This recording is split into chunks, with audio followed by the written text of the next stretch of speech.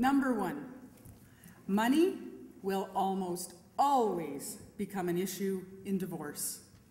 So now you're probably thinking, wow, like that's a big secret. So here's what you need to know. Even with the promise of fairness, and I can't tell you how many people I sit down with who say, it's going to be okay, I didn't really need to come see you, he or she is going to be really fair. They told me that. I promise you, once they've gone to see somebody like Wendy and they hear what it's all about, people change their tune.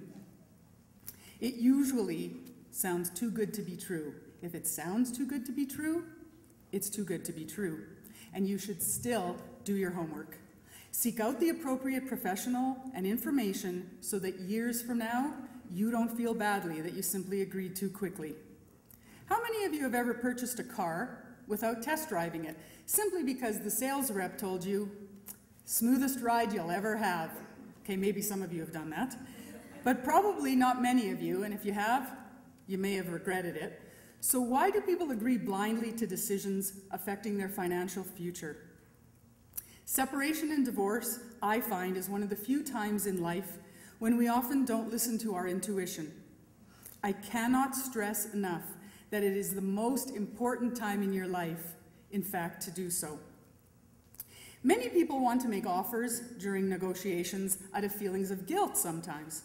In these circumstances, sometimes people are willing to, as they say, give away the farm.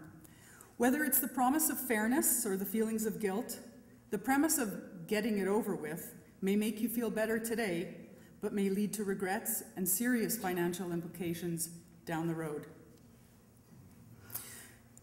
I often sit down with a client who was the spouse uninvolved or less involved in the family finances, and they feel ashamed and embarrassed about that fact and about how little they know. At a time in your life that is stressful enough, don't beat yourself up. What's done is done. Everyone had their roles in the marriage. Yours may have not been being involved in the money. But now's the time to take the first step and begin your learning in the area. Money also often becomes an issue in divorce in another way. At this point, I'm going to ask you each a favor. In your separation and divorce, do not negotiate property or support for time with children. Children are not objects. They are precious, innocent, often little human beings, and their feelings should be treasured. They should not be used as pawns with which you negotiate for financial treasures. As well, in the heat of the moment, please don't yell out to your child that skiing or eating is no longer affordable because that SOB father or that irresponsible mother won't pay.